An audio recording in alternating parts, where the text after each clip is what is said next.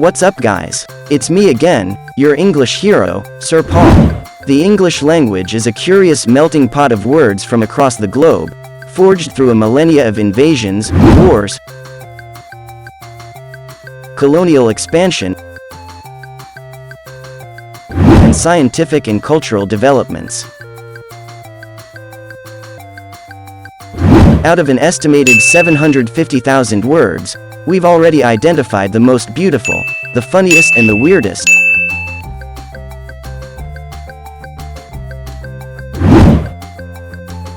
But which English words have the strangest origins? Today I am gonna show you guys 12 English words with truly strange origins.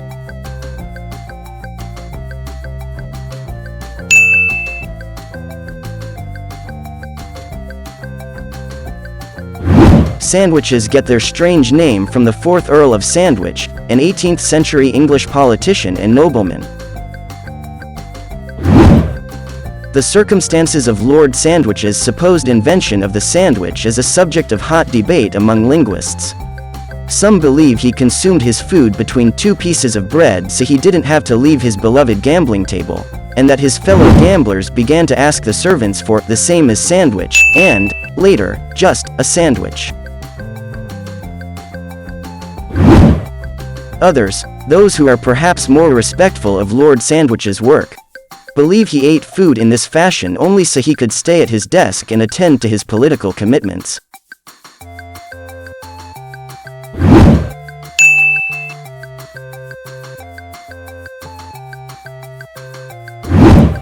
Technically, English speakers stole this from the Greek gods. It is taken from the word clue in Greek mythology. When Minotaur, a monster with the body of a man and a head of a bull, trapped the mythical king, Theseus, in a labyrinth, Theseus is said to have escaped using a ball of yarn or a clue. He used the yarn to track his path so he could follow it back again if he got lost. So, a clue came to mean something that guides your path, and later it came to mean this in the broader sense of offering guidance to discover a truth.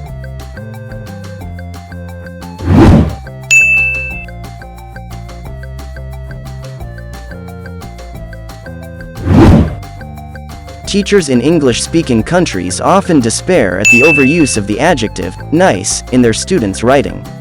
And it turns out they now have even more reason to ban the word from the classroom. The term was originally a negative one, meaning ignorant or foolish. Linguists track many possible origins of this word. It may have developed from the Old French version of nice in the late 13th century or from the Latin nicius.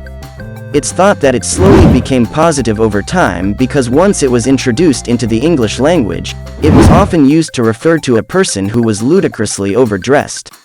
Later, this was confused with a reference to something that is refined or to someone who was nicely dressed.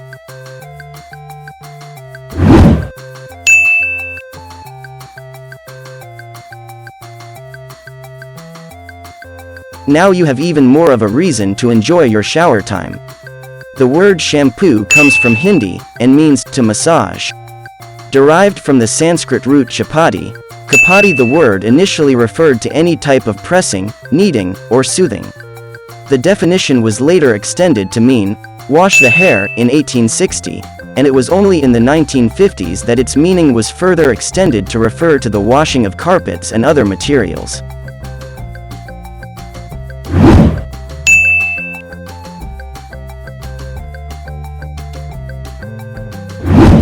It's pretty clear where the first part of the word nightmare comes from. But what about the mare part? While the equestrians among you will wonder if it has anything to do with horses, this is misleading. A mare actually refers to a female goblin that sits on you, suffocates you while you sleep, entangles her hair around you in a marelock, and tries to induce bad thoughts. Pretty nightmarish, no?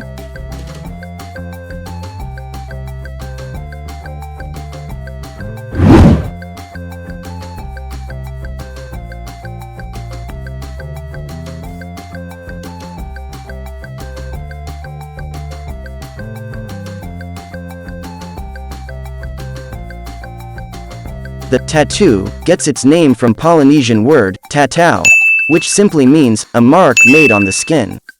The term in this form developed out of the Samoan word, tatau, meaning to strike.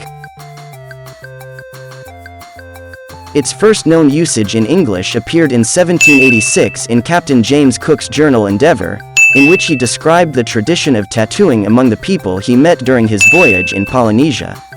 The practice of tattooing existed in England before this time. But before we acquired the loanword from Polynesia, it was referred to as a form of painting. In fact, when a native Indonesia man of New Guinea was sadly brought over to the UK as a slave in 1691, he was known among English people as the Painted Prince, due to the markings on his body.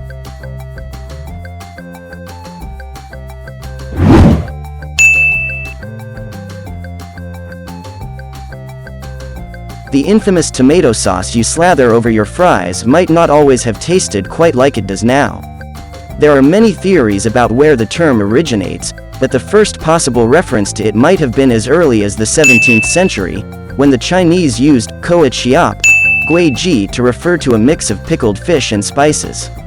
And ketchup's first recording in the English language is listed in a 1690 dictionary in which it is spelled ketchup.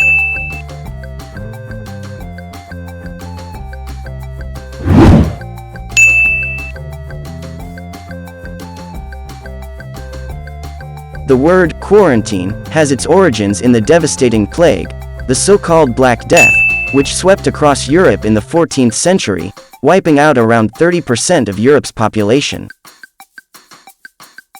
It comes from the Venetian dialect form of the Italian words quaranta giorni, or 40 days, in reference to the fact that, in an effort to halt the spread of the plague, ships were put into isolation on nearby islands for a 40-day period before those on board were allowed ashore.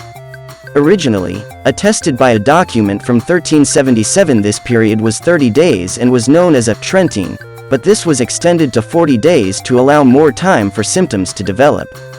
This practice was first implemented by the Venetians controlling the movement of ships into the city of Dubrovnik, which is now part of Croatia but was then under Venetian sovereignty. We now use the word quarantine to refer to the practice of restricting the movements, for a period of time, of people or animals who seem healthy, but who might have been exposed to a harmful disease that could spread to others. The origin of a word as the language it originally came from. English has many words that originally came from other languages. Some have been changed over years, others have stayed pretty much the same. When you learn a word, you should learn where it came from too. Thanks for watching and see you guys in the next episode.